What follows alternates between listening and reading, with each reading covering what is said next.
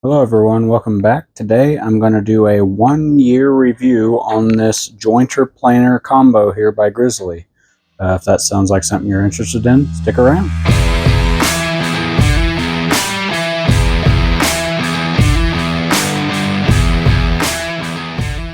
Now, I'd bought this jointer just over a year ago. I got it as a little bit of a discount. I bought it directly from Grizzly. I believe it cost me somewhere around $1,000. It is a 12-inch jointer, 12-inch planer combo unit. It's the only one I'm aware of at this price point that will give you 12 inches of capacity on the jointer side of things. Everything else, you might get something comparable, but the jointer face is going to be smaller. And I'm going to be honest with you, I think the one main benefit this has is the price. For what it is, it's very well priced. If you were to go buy a 12-inch jointer, you'd probably be looking at $1,200 just for a dedicated jointer. And a planer you can get a lot cheaper, about $500. But even at those price points where you can get two separate tools, you're going to be looking at a standard straight knife cutter. So this has the benefit of having a true helical cutter on it, which just kind of means the blades are spiraled around it. So the thing I like the most about this is its size. Because it is a combo unit, and because it doesn't have a flip-up bed on it, or cutter head rather, it has a very small footprint. I'm currently in a 14 by 22 workshop that has a fairly large saw table in it and a couple benches. So at the moment, I'm kind of in an area where I need to have the extra floor space saved so that I can do assembly and things of that nature. So that's where this has its main benefit for me. But also I was able to essentially, for the same price it would have cost me to get a brand new jointer and planer with a flat cutter head or a straight knife cutter head, I was able to get a combo unit that had a helical cutter head, which will result in a much smoother finish. Basically less sanding work that needs to be done.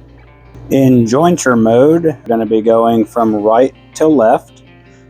As you push your material through, you do have a blade guard here to kind of help protect you for so that you don't have the blade exposed when you're running material through. Your height adjustment or your thickness adjustment for the depth of your cut is handled with this knob on the end here. It goes all the way to about 1/16. I can get it to go just a hair past that. Honestly, that's a little aggressive for a jointer cut, especially if you're working with a harder wood. It's going to make it so that you're going to have to run that piece so slowly through the jointer. It's going to actually turn out to be a lot more work instead of just doing a shallower pass and more of them. All right, so my first gripe, I guess, with the jointer is going to be the fence. I think they did the best that they could with what they had for what it is, but it has some downsides in my opinion. My first issue with the fence is that I've had on several occasions where I had to shim the fence to get it high enough to clear the cutter head. The cutter head was actually touching the fence as it came around. Now I have found if you raise the jointer bed all the way up and then set your fence, it happens a lot less frequently, but it does still happen here and there. So that's number one. My second gripe, this uses a dust collector fitting that can be used on the underneath or on top, depending on if you're in jointer or planer mode. In planer mode, it slides right in, does what it needs to do. It's not an issue. The downside or gripe for me is that I have to take this fence off every time I want to use the planer. And that's because this does not fit onto the on the jointer bed when the fence is on. Tying straight in with that, it's kind of like a two-part gripe, I guess. is the way this fence attaches and its lack of adjustability. While it does have a knob so that you can bevel it back and forth, it uses 4 wing bolts and then a hex nut captured in there. And to get this fence on, you need to get that nut at the perfect placement and line it up and get it to slide through a T-track in the back of the fence. And maybe it's a me problem only, but I find it fairly difficult sometimes to get that back in there. I may eventually swap that out for some T-bolts. That may help some of my issues that I'm having getting that in and out. But for now, I'm kind of stuck with it. I have seen some videos where some people were able to kind of put this back at a 45 and slide this most of the way out. And I've tried that a few times, but it's still fairly difficult to get this seated where it needs to be without just fully taking the fence off. And my last gripe about the fence would be its accuracy. You'll notice on some of the cheaper 8-inch jointers, benchtop specifically, that they will come with a bracket in the back that will allow you to slide the fence forward if you're doing smaller stock. That is not an option here. So even if you're running a 3-inch board through here, you have to be all the way over this. Now, it's not that big of an issue, but it ends up, I injured my back a few years ago, so if I'm having to lean all the way over to push wood all the way up by the fence, my back starts to hurt a little bit. So it would have been nice to have seen them use one of those adjustable brackets so that I could bring this fence closer. Similarly, they could have manufactured it in such a way that that same bracket could allow the fence to slide backwards, and it would get all the way out of the way for the cut. The other part of that is you can get this square, but even when it's tightened all the way down, there's a good amount of flex, and I'm sure you can see that fairly well there. That flex, I believe, has caused me some issues with glue ups that I've done. Now, glue ups do depend on following a specific process and making sure your table saw is also calibrated correctly, and all of that does play a role. But I don't feel confident that if I'm running a 10-inch 2 or 8-quarter board through here, that as I'm pushing through and I get to the other side, if this moves even a little, I don't believe that it's likely staying square.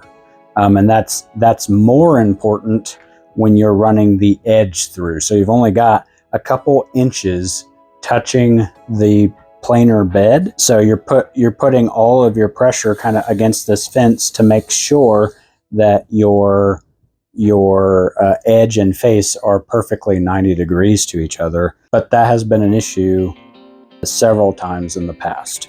Taking the fence off actually is fairly easy. There's just the 4 wing nuts and then it slides right off. The issue is getting them back on. So to convert this into planer mode, you just have to take the fence off, which we'll just unscrew those, pop that out.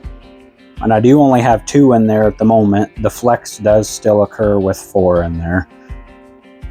The other issue I have is if you don't take these all the way out, they will rattle and fall apart. So you need to be mindful of that if you buy one of these. But once you get rid of the fence, you got to make sure you get this out of the way so that your dust collector fitting will fit in there. And then this will swing around. There's a little star knob here that has a indexing rod there. Once you get this spun around, you can push that up and lock it, and that will hold this. Oops, I didn't even get it up all the way. Ew, dummy. And that will lock that out of the way for when you do your jointing, or for your planing. Lastly, you'll put your dust collector fitting on. Now, there is a screw hole here, a threaded piece of the top where this screw will go. Oof. where this screw will go, and I find it easiest to do that first before you do anything else. So I like to just get that started a little bit, and then on this side there's just some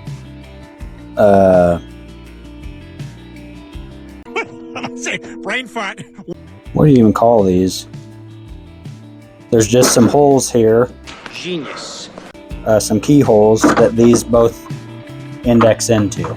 Now, it's important to note that in theory you could use this without the dust collector fitting, but I'm not sure if it's the front or the back. One of them actually does have a safety switch on it, so if you don't have the key pushed into that side, you won't be able to turn the machine on. If you get the indexing pins in, you can just tighten this other screw down, and you're ready to go. Now on to my one gripe, only one, the planer side of things. First of all, it's important to make sure that you have your jointer bed all the way up when you're ready to do your planing. The issue I have with the planer bed, it is a little small, but you can build a sled to kind of make it longer and make it easier to get wood in and out of there. The issue I have is when you run your long, thick hardwood through this hole, when you put your hardwood in this hole, the thinner you get, this is usually an issue, I think, from 3/4 of an inch to 1 inch. It tends to get caught on the underside lip of the jointer bed. And I'm not entirely sure why, but they put a little radius in the center, kind of where the knob is here, and it gets caught on that. I don't know what causes that. Potentially, if I had the sled in there, maybe it wouldn't be an issue. Like if I extended the bed to out to around this area, it might not be an issue. But at the moment, it does. A lot of times, it will get caught here. You're kind of in a situation where the planer's trying to feed that out, and it's stuck, but you can't move it. And you end up having to turn off the jointer and lower the bed, get the board out, and then you got to re-crank everything up to get it back to where you needed it to be. A small other gripe, the edge of the planer bed. It is only about 1/8 of an inch tall. So because it sits so far under the jointer bed, and because that's so small, if you're running something through that's at or near max width capacity for the jointer, or for the planer, I'm sorry, a lot of times it will hop up on the side of that, and then you'll end up planing at an angle, and then a lot of times you'll leave a groove on one side of the board. It won't cut that side of the board. Anything that's up over that ledge, you're not cutting. So not only are you cutting at an angle, but you're cutting a groove down the edge.